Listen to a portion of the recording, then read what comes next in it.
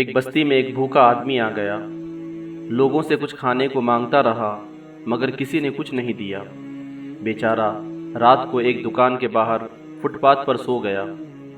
صبح آ کر لوگوں نے دیکھا تو وہ مر چکا تھا۔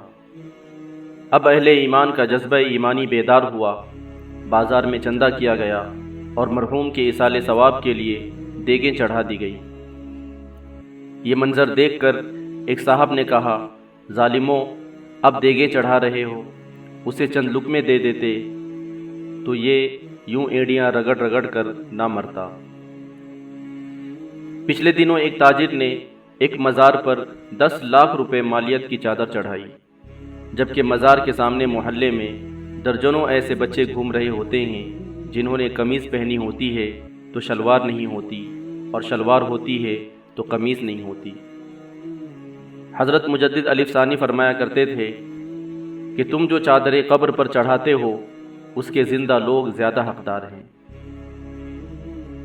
ایک شخص رکے ہوئے بقایات کے لیے بیوی بچوں کے ساتھ مظاہرے کرتا رہا۔ حکومت ٹس سے مس نہ ہوئی، تنگ آ کر اس نے خودکشی کر لی تو دوسرے روز ہی ساری رقم ادا کر دی گئی۔ اسی طرح ایک صاحب کے مکان پر قبضہ ہو گیا، بڑی بھاگ دوڑ کی مگر کوئی سننے کو تیار نہیں ہوا۔ اسی دوران دفتر کی سیڑھیاں چڑھتے ہوئے اسے دل کا دورہ پڑا جو جان لیوا ثابت ہوا۔ پولیس نے پھرتی دکھائی اور دوسرے ہی دن مکان سے قبضہ ختم کروا دیا۔ کیا فائدہ؟ کیا اب اس مکان میں اس کا ہمزاد آ کر رہے گا؟ کیا ہمارا جذبہ ایمانی صرف مردوں کے لیے رہ گیا ہے؟ 1 منٹ کے لیے رکیے اور آنکھیں بند کر کے اپنے ارد گرد معاشرے پر نظر دوڑائیے، اپنے پڑوسیوں پر، اپنے رشتہ داروں پر، جو آپ کی گلی میں ٹھیلے والا ہے اس پر، جو ایک مزدور آپ کے محلے میں کام کر رہا ہے اس پر، جو آپ کے یہاں آپ کے دفتر میں چھوٹے ملازم ہیں ان پر۔ یہ سب لوگ ہمارے کتنا قریب رہتے ہیں اور ہمیں معلوم بھی نہیں ان کے ساتھ کیا کچھ بیت رہی ہے۔ ہمیں اس لیے نہیں معلوم کہ ہم ان کے قریب رہتے ہوئے بھی ان سے دور ہیں۔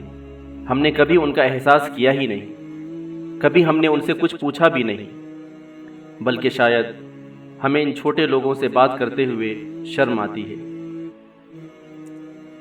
کبھی کبھی مجھے حیرت ہوتی ہے کہ ہم جوش ایمان میں ایک ایک گلی میں 3 4 مسجدیں بنا دیتے ہیں، انہیں خوب سجا دیتے ہیں، لیکن اسی گلی میں کئی غریب رات کو بھوکے سوتے ہیں، ان کی طرف کوئی دھیان ہی نہیں دیتا۔ کسی بیمار کے پاس دوائی خریدنے کے لیے پیسے نہیں ہوتے، اس کی مدد کو کوئی ایمان والا آگے نہیں آتا۔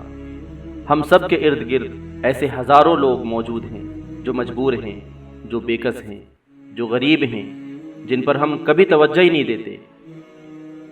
ان کو اپنے قریب کیجیے، ان کی جو ممکن ہو مدد کیجیے، اور جو آپ کے بس میں نہ بھی ہو تو ان کی دلجوئی کیجیے۔ یہ کام ہم سب کو مل کر کرنا ہے۔